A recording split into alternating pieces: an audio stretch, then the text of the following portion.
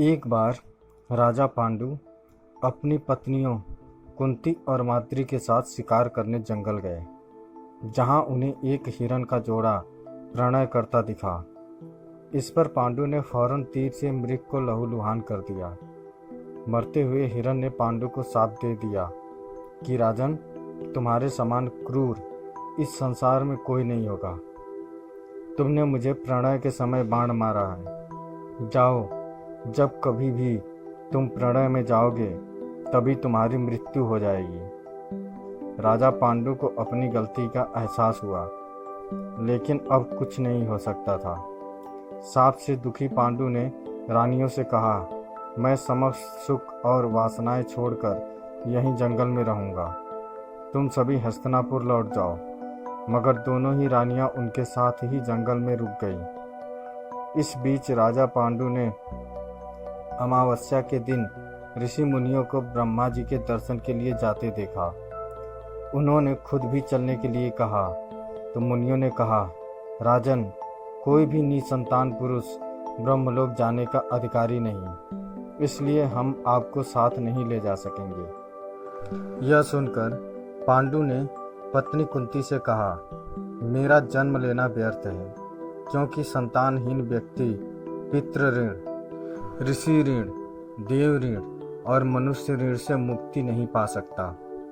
इस पर कुंती ने बताया, ऋषि दुर्वासा से मिले एक मंत्र से मैं किसी भी देवता का आह्वान कर मनोवांछित वस्तु पा सकती हूँ। आप बताएं किस देवता का आह्वान करूँ? पांडु ने उन्हें धर्म को बुलाने को कहा। कुंती के मंत्र पढ़ते ही धर्म ने कुंती को अपने अंश सहित पुत्र प्रदान किया, जो युधिष्ठिर कहलाए। इसी तरह पांडु ने कुंती को 2 बार वायु और इंद्रदेव को याद करने के लिए कहा। इनसे भीम और अर्जुन पैदा हुए। इसके बाद पांडु के आदेश पर कुंती ने माद्री को उस मंत्र की दीक्षा दी। माद्री ने अश्विनी कुमारों को याद किया, जिससे नकुल और सहदेव जन्मे। कहा जाता है कि जंगल में रहने के दौरान एक दिन राजा पांडु छोटी पत्नी माद्री के साथ सरिता तट पर घूमने निकले। वातावरण बेहद आनंदमयी था और ठंडी मंद हवाएं पूरे माहौल को सुगंधित किए थी। अचानक हवा के झोंके से माद्री का वस्त्र उड़ गया। इससे पांडु का मन चंचल हो उठा। वह श्राप भूलकर प्रणय में लिप्त हो गए। तभी उनकी मृत्यु हो गई। पति की मौत का खुद को कारण मानते हुए माद्री उनके साथ ही सती हो गई। लेकिन पुत्रों का पालन पोषण के लिए कुंती हस्तिनापुर लौट आई।